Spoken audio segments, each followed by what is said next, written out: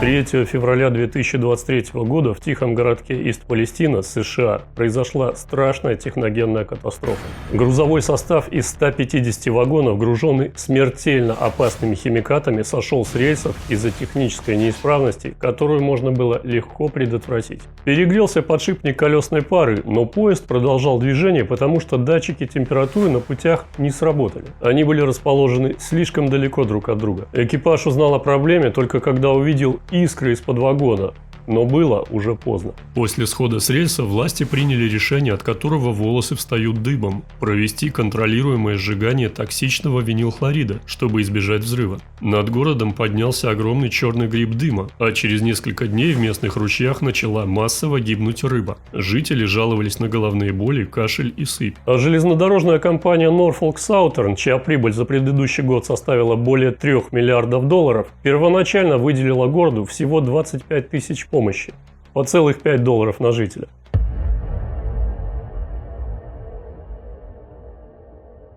Я рассказал вам об этом происшествии не просто так. Оно проливает свет на сразу несколько больных тем для сегодняшних США. Во-первых, это хронические проблемы инфраструктуры. Например, что касается железнодорожных путей, то многие из них были построены более века назад, и их модернизация оставляет желать лучшего. Во-вторых, недостаточное регулирование. Железнодорожные компании часто лоббируют против ужесточения правил безопасности, чтобы не тратить лишний доллар. И в-третьих, проблема социального неравенства. Катастрофа произошла в небольшом городке, где проживает в основном, как вы понимаете, рабочий класс. И то, как власти реагировали на данную ситуацию, говорит о многом.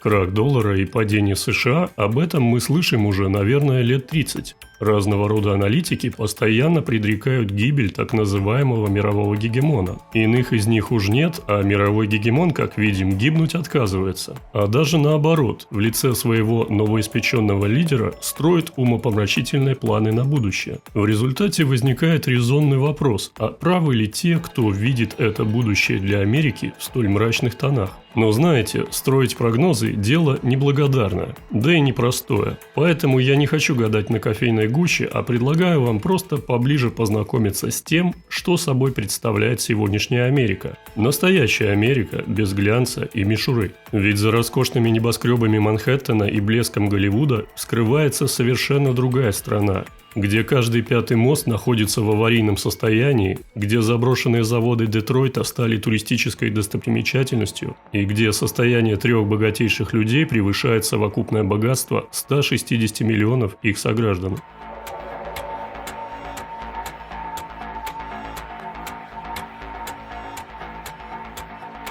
Но как же так получилось? Давайте отмотаем киноленту истории в не столь далекое прошлое.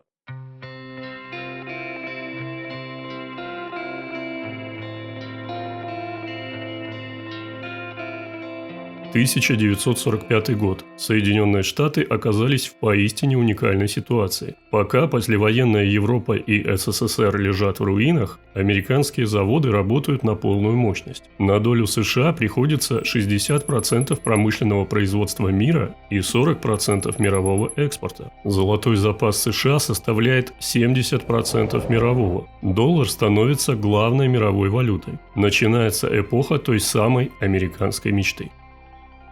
США плавно входит в 50-е, свое золотое десятилетие. Портрет типичной американской семьи.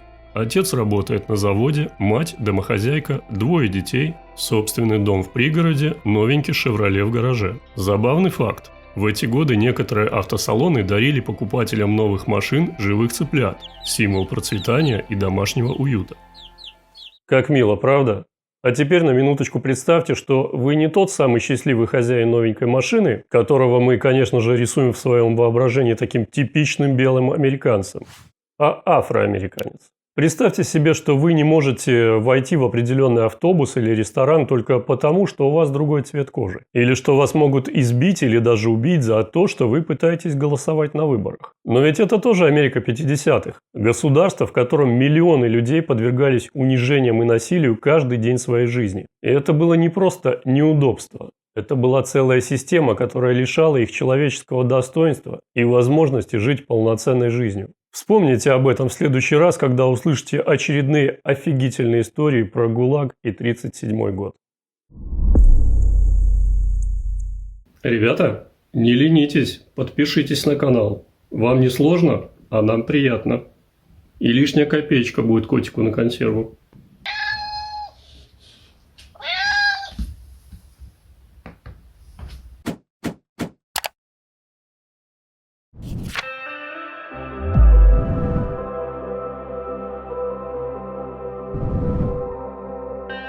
В 60-е годы космическая гонка подстегивает развитие технологий. Средний класс растет как на дрожжах. Дом стоит примерно 2 годовых зарплаты. Сегодня это кажется фантастикой. Считайте сами, средняя зарплата тогда составляла около $5600 в год, а новый дом можно было купить где-то за 12 тысяч. В университетах студенты могли работать летом официантами и полностью оплачивать свое обучение. Это была эпоха невероятного оптимизма. Америка переживала настоящий экономический бум. Безработицы почти не существовало. В пригородах, как грибы после дождя, росли новые районы.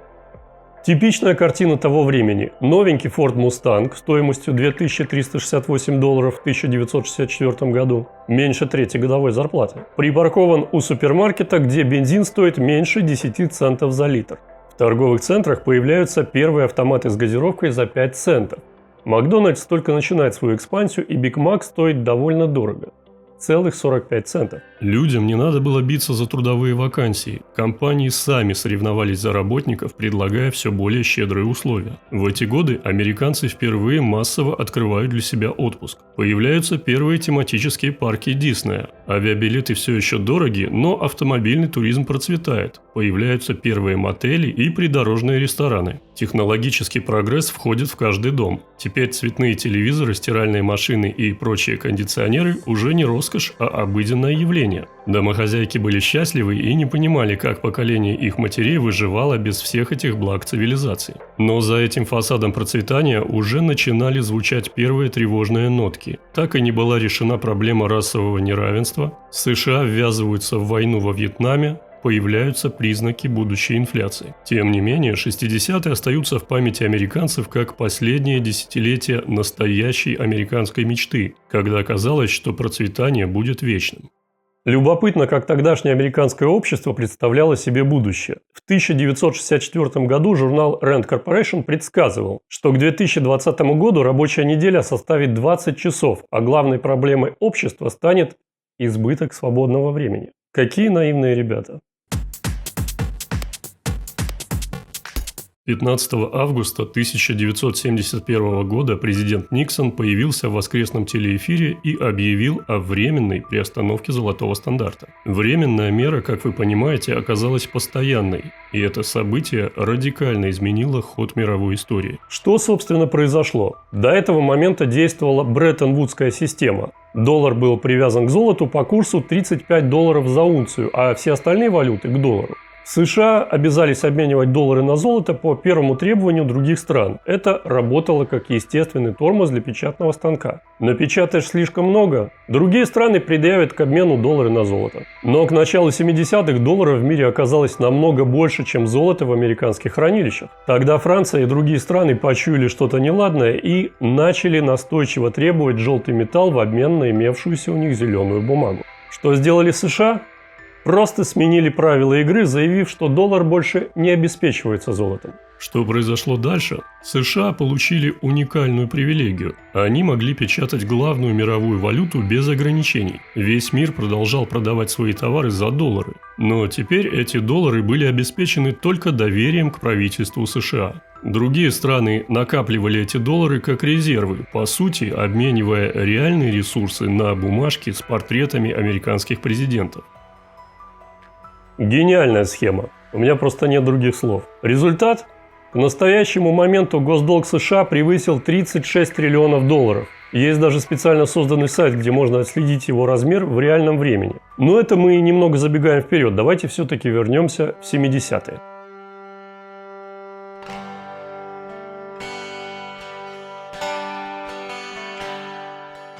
Они принесли с собой инфляцию, безработицу и огромный рост цен на бензин. За топливом выстраивались внушительные очереди, и появились даже четные и нечетные дни для заправки по номеру автомобиля. В очередях за бензином люди играли в карты, знакомились, а то и влюблялись. Одна пара в Калифорнии даже сыграла свадьбу на заправке. Они познакомились там во время 8-часового ожидания. Впервые после войны американцы начали сомневаться в завтрашнем дне. В 1979 году президент Картер выступил со знаменитой речью о кризисе доверия, где говорил о духовном кризисе нации. Но даже в эти трудные времена американский оптимизм не угасал полностью. Когда в 1977 году вышел фильм «Лихорадка субботнего вечера», дискотеки стали местом, где можно было забыть о проблемах. Популярным стал лозунг «Танцуй, несмотря ни на что». В очередях за бензином люди не только устраивали барбекю, но и организовывали импровизированные дискотеки. Закончились 70-е выборами Рональда Рейгана, обещавшего вернуть Америке былое величие. Ничего не напоминает? Но страна, вступившая в 80-е, уже не была той беззаботной нацией, какой она была еще десятилетия назад. Первые трещины в фундаменте американской мечты стали слишком заметны, чтобы их игнорировать.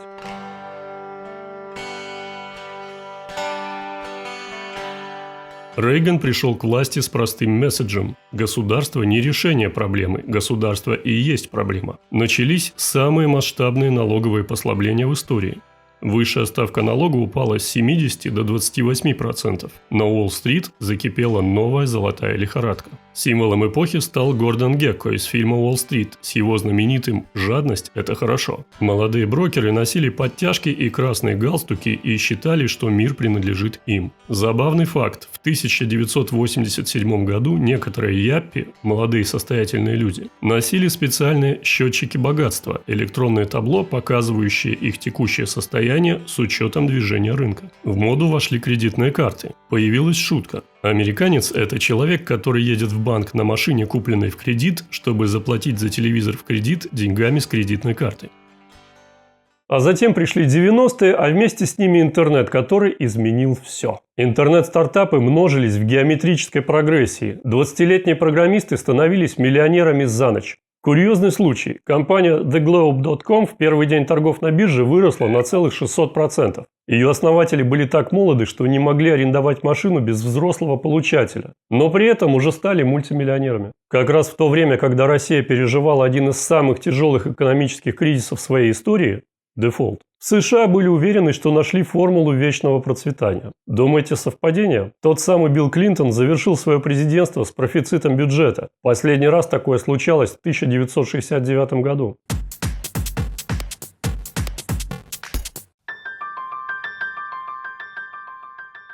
Впрочем, недолго музыка играла. Этот период стал последним в истории США, когда их бюджет был профицитным. Собственно, конец 90-х был последним моментом, когда большинство американцев еще верили, что их дети будут жить лучше них. В 1999 году опрос показал, что 80% американцев считали, что 21 век будет лучшим временем в истории человечества. Но что-то не срослось. Забавно, что в канун 2000 года люди массово скупали консервы и генераторы, опасаясь компьютерного сбоя, связанного с переходом в новое тысячелетие. Помните, наверное, миллениум и все такое. Техногенной катастрофы, впрочем, не произошло, зато с весны 2000-го активно посыпались интернет-компании, что позже получило название крах доткомов и ознаменовало для США конец эпохи безудержного оптимизма.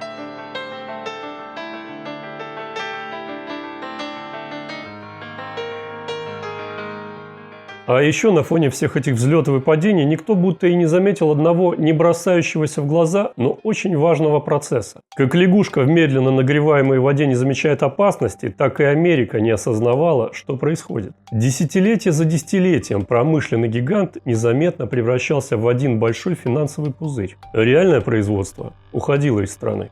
Первый звоночек прозвенел в 60-х, когда маленькие японские автомобили начали появляться на американских дорогах. Директор General Motors тогда пошутил: эти игрушки никогда не приживутся в стране, где есть настоящие автомобили. А через 20 лет Toyota уже захватила значительную долю американского рынка.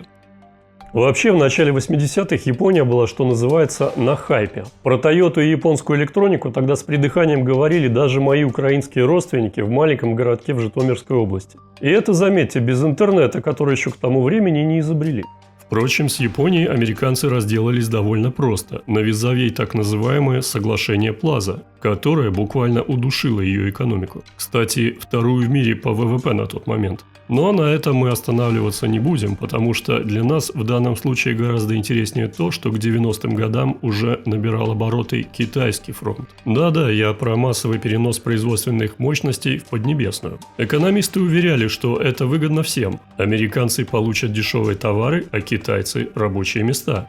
Тогда казалось, что Китай – это просто большая фабрика с дешевой рабочей силой, а настоящие технологии и инновации останутся на Западе.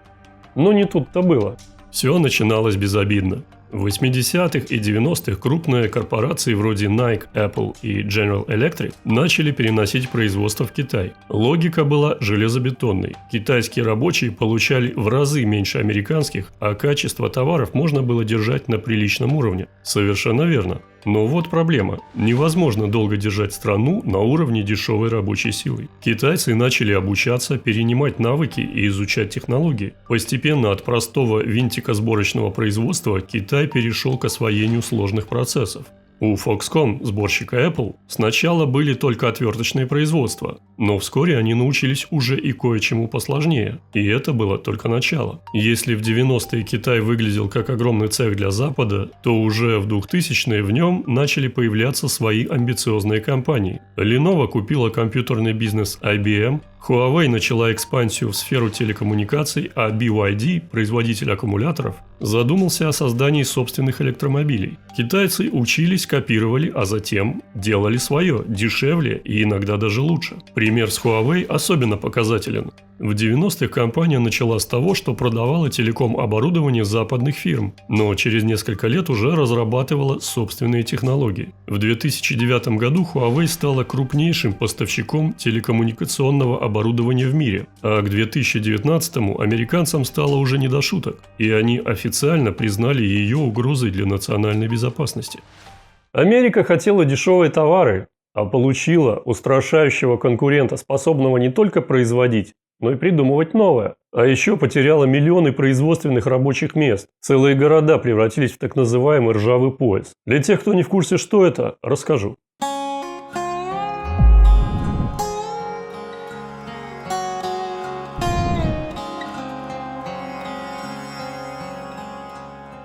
Ржавый пояс – это бывший промышленный центр США, охватывающий штаты вроде Мичигана, Огайо, Пенсильвании, Индианы и части других. Раньше там были гигантские заводы, выпускались машины, плавилась сталь, но с 1970-х начался спад. Фабрики закрывались, и города, соответственно, приходили в упадок. Название появилось из-за этих заброшенных заводов, которые со временем стали ржаветь. Символом данного явления стал Детройт, который из автомобильной столицы мира превратился в город-призрак, подходящее место для фотосессий в стиле постапокалипсис. Ирония судьбы. К 2020 году крупнейшим работодателем в США стал Walmart. Компания, которая в основном продает товары, произведенные в Китае. Ну а что же с собственным производством? Сегодня доля производства в ВВП США составляет около 11%, против 25% в 1960 году. Страна, построившая первый конвейер и научившая мир массовому производству, теперь сама вынуждена учиться производить заново. Вот только не очень-то получается.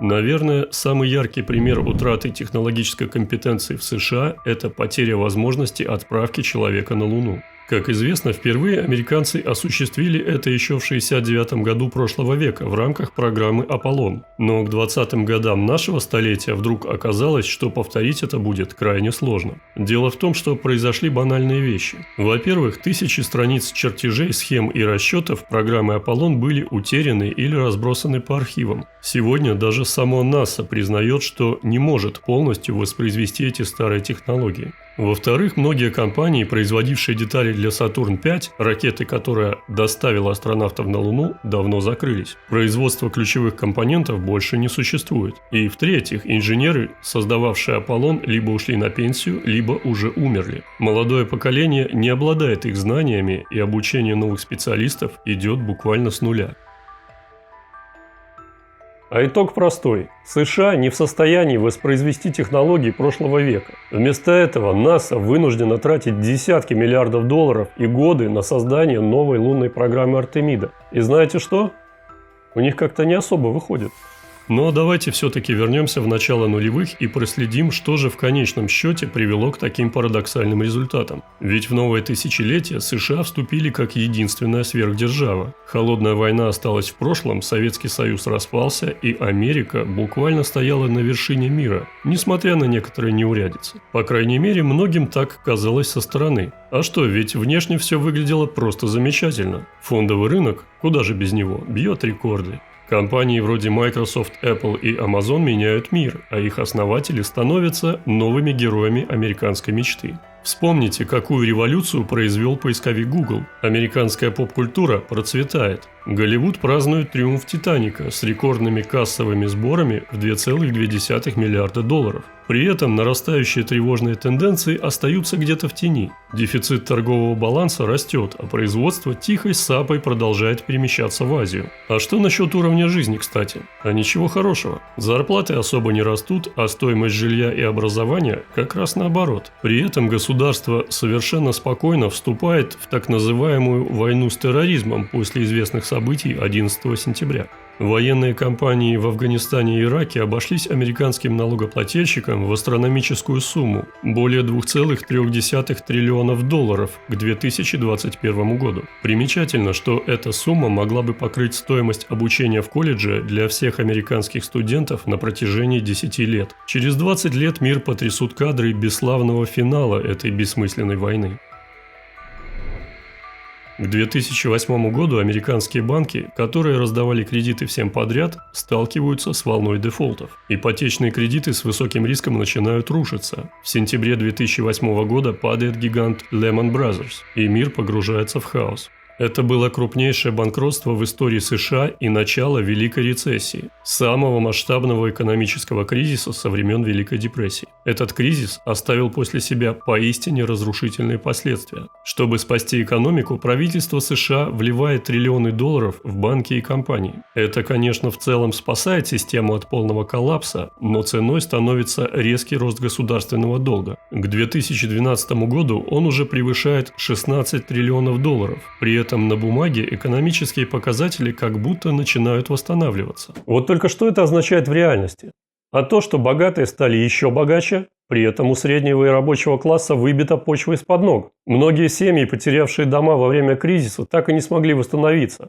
А молодежь погрязла в студенческих долгах. На этом фоне в стране начала разворачиваться настоящая национальная трагедия – опиоидный кризис. Его корни уходят еще в 90-е годы, когда фармацевтические компании активно продвигали свои сильнодействующие болеутоляющие, уверяя врачей и пациентов в их безопасности. Так вот, к началу 2000-х годов масштабы проблемы стали очевидны. Чтобы вы понимали, в 2012 году врачи выписали 259 миллионов рецептов на эти препараты, то есть по упаковке на каждого взрослого американца. Ситуация достигла критической точки к 2016 году, когда президент Обама выделил $1 миллиард на борьбу с кризисом. Однако пандемия COVID-19 только усугубила проблему. В 2021 году от передозировок погибло рекордное количество американцев – более 100 тысяч человек. Сегодня опиоидный кризис остается одной из самых острых социальных проблем США. Судебные иски против фармацевтических компаний привели к многомиллиардным штрафам, но человеческую цену этой трагедии измерить невозможно. По оценкам экспертов, суммарный экономический ущерб от опиоидного кризиса в США на сегодняшний день уже превысил $1 триллион. В эти непростые для Америки времена к власти приходит Дональд Трамп, победа которого на выборах 2016 года стала настоящим политическим землетрясением. Как я уже рассказывал в видео про Британию, шок был даже там. Я тогда жил в английском городе Бристоль и наблюдал за тем, как всех моих знакомых англичан буквально обескуражил такой поворот событий. Кстати, видео про Британию многим очень зашло, можете его посмотреть, если не видели, ссылка сейчас появится. Да, лозунг Трампа «Сделаем Америку снова великой» резонировал с миллионами американцев, уставших от всего этого бардака. Кстати, сама эта формулировка указывает на то, что Америка уже давно не великая, но это к слову. Впрочем, вместо объединения наций президентство Трампа только углубило существующие разломы в обществе. Причем до невиданных доселе масштабов. Представьте себе, к 2020 году 91% республиканцев и 95% демократов заявили, что победа оппозиционной партии нанесет серьезный ущерб Америке. Поляризация достигла такого уровня, что 64% американцев стали избегать обсуждения политики с людьми противоположных взглядов. Даже выбор места жительства все чаще определяется политическими предпочтениями. Феномен, получивший название большой сортировки. То есть, если ты за демократов, то тебе лучше не селиться рядом со сторонниками республиканцев. И наоборот. Интересный расклад, который превратил политическую карту США в причудливую мозаику. Калифорния и Нью-Йорк стали оплотами демократов, в то время как Техас и Флорида прочно закрепились за республиканцами. Но самое интересное заключается в том, что это не просто разные политические предпочтения. Это два разных мира с противоположными взглядами на будущее страны. Возьмем, к примеру, Калифорнию. В 2022 году штат запретил продажу новых бензиновых автомобилей с 2035 года и активно продвигает зеленую энергетику. В это же время Техас гордится своей нефтяной промышленностью и, наоборот, ослабляет экологические нормы. Эти различия порождают удивительные ситуации, и, конечно же, без сепаратистских настроений из серии «Хватит кормить дармоедов, да здравствует независимость» в отдельных штатах не обходится. Только вообразите, если бы штат Калифорния стал независимой страной, то эта страна стала бы пятой экономикой мира, обогнав Индию. При этом 41-й округ Калифорнии проголосовал за создание нового штата Джефферсон еще в 1941 году, и эта идея периодически возрождается. Например, не далее как 4 года назад петиция о референдуме по отделению Калифорнии собрала более 600 тысяч подписей. У нее даже свое название появилось – Клексит, по аналогии с Брексит. Техас, в свою очередь, остается единственным штатом, который был независимым государством до вступления в США. Движение за независимость Техаса, которое тоже имеет свое название Тексит, набирает обороты. Согласно опросам, 66% республиканцев штата поддерживают идею отделения. В 2021 году член Палаты представителей Кайл Биндерман даже внес законопроект о референдуме по вопросу независимости. Но самое тревожное – это растущий разрыв в базовых ценностях американцев. Давайте честно.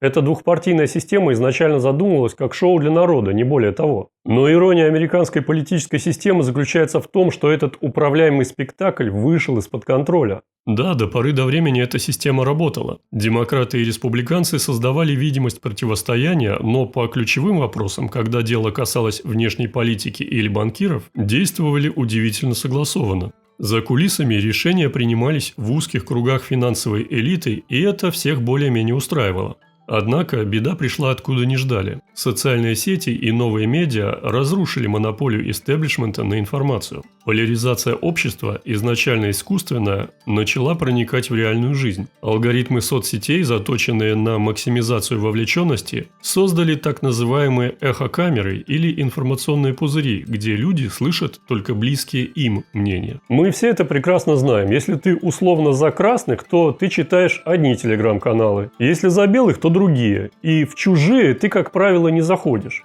Вот так и американцы к 20-м годам нашего века разделились на два лагеря, живущих в параллельных реальностях. То, что начиналось как политический театр, превратилось в глубокий социальный раскол, угрожающий самому существованию государства. Теперь даже те силы, что стояли у истоков этой системы, не могут полностью контролировать процессы, ими же запущенные. Ситуацию еще более усугубила пандемия COVID-19, ставшая настоящим испытанием для страны. Только представьте, за первые 3 месяца 2020 года американская экономика сократилась сильнее, чем за 2 года Великой депрессии. Чтобы предотвратить экономический коллапс, правительство запустило масштабные программы помощи. Только прямые выплаты американцам составили более 800 миллиардов долларов. Сумма, сопоставимая с ВВП Турции. Но эти меры имели побочный эффект. Федеральный долг США совершил головокружительный прыжок с 23 триллионов долларов в начале 2020 года до 31 триллиона к концу 2022. А сейчас, напомню, он составляет уже больше 36 триллионов.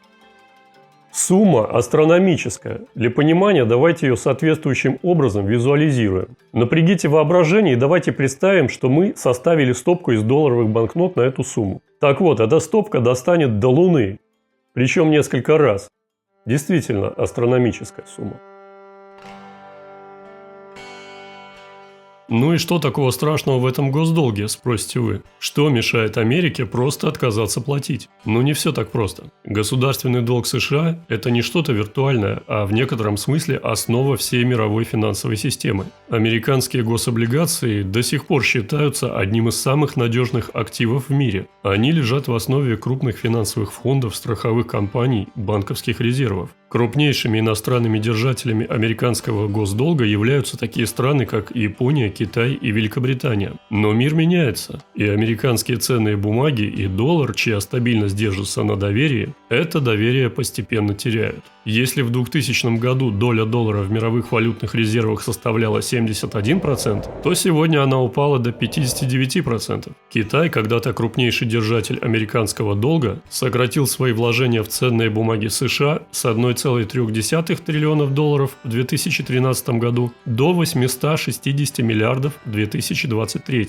А вот Россия пошла еще дальше. Полностью избавилась от американских облигаций. В общем, звоночки раздаются со всех сторон. Саудовская Аравия начала принимать юани за нефть. Индия и Китай создают альтернативные системы международных расчетов. БРИКС обсуждает создание собственной валюты. И это все не шутки. Для США сам факт наличия таких процессов, которые еще и набирают силу, страшная угроза их будущему. Почему? Все очень просто. Если процесс дедолларизации ускорится, США не смогут больше финансировать свой дефицит за счет продажи облигаций иностранцам. А это, в свою очередь, означает резкий рост процентных ставок. Уже сейчас США тратят только на обслуживание этого долга 1 триллион в год, больше, чем на оборону. А еще это грозит гиперинфляцией. ФРС придется печатать деньги для выкупа облигаций, что приведет к обесцениванию доллара, а за ним и к коллапсу социальных программ. Медицина, образование, пособия ветеранам – все окажется под угрозой.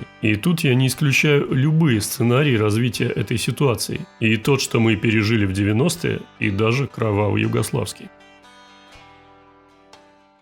Впрочем, фантазировать не будем, но некоторые параллели напрашиваются сами собой. Знаете ли вы, что перед распадом СССР его внешний долг составлял всего около 70 миллиардов долларов? Это менее 1% от текущего долга США. А Римская империя начала разваливаться, когда, по некоторым оценкам, расходы на обслуживание ее долга превысили 20% бюджета. США уже приближаются к этой отметке. И сегодня мы являемся свидетелями по-настоящему уникальной ситуации в мировой истории. Уникальность ее заключается в совпадении нескольких критических факторов, которые никогда ранее не наблюдались одновременно. Постараюсь объяснить максимально просто. Подросший и окрепший Китай, который владеет американскими облигациями на сумму 860 миллиардов долларов, уже не просто кредитор, а геополитический конкурент США, способный нанести им очень серьезный экономический удар одним простым решением. Следующий момент. Если раньше альтернативы доллару просто не существовало, то сейчас цифровой юань Китая или, например, какая-нибудь гипотетическая валюта БРИКС могут стать его реальными конкурентами. А еще держим в уме криптовалюты. США фактически живут в гигантском финансовом пузыре, который может лопнуть от малейшего толчка. И это страшно. Возможно, поэтому он до сих пор и не лопнул, что этот апокалиптический сценарий с высокой долей вероятности огорчит не только самих американцев. Взаимосвязанность современной экономики такова, что падение США повлечет за собой глобальный экономический кризис. И желающих дать насквозь прогнившей системе последнего смертельного пинка до сих пор еще не нашлось. Ну и что со всем этим делать, спросите вы? Честно? Понятия не имею. Парадокс современных США заключается в полной неспособности политической системы генерировать адекватные решения для вышеописанных проблем. В результате экономическая машина продолжает раскручиваться по инерции, как огромный маховик, который никто даже не пытается остановить. А новый американский президент с модной прической выглядит на фоне происходящего все менее адекватным, олицетворяя некую общую растерянность истеблишмента. И эту растерянность только усугубляют его отчаянные жесты и импульсивные решения. А популистские лозунги о возвращении величия Америки в данном случае скорее попытка сделать хорошую мину при плохой игре. И если отбросить все эти элементы политического шоу, то перед нами встает очевидный факт. Никаких реальных механизмов спасения американской экономики у новой администрации нет.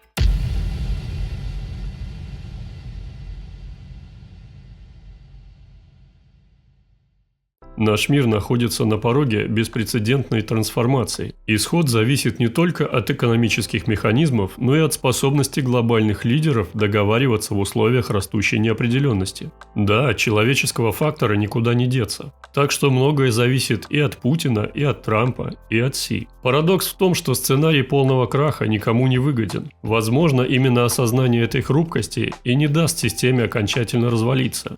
Хотя, кто знает.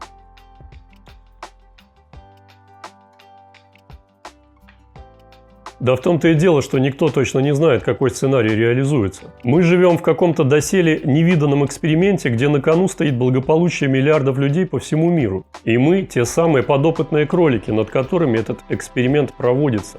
По-настоящему взрывоопасный эксперимент.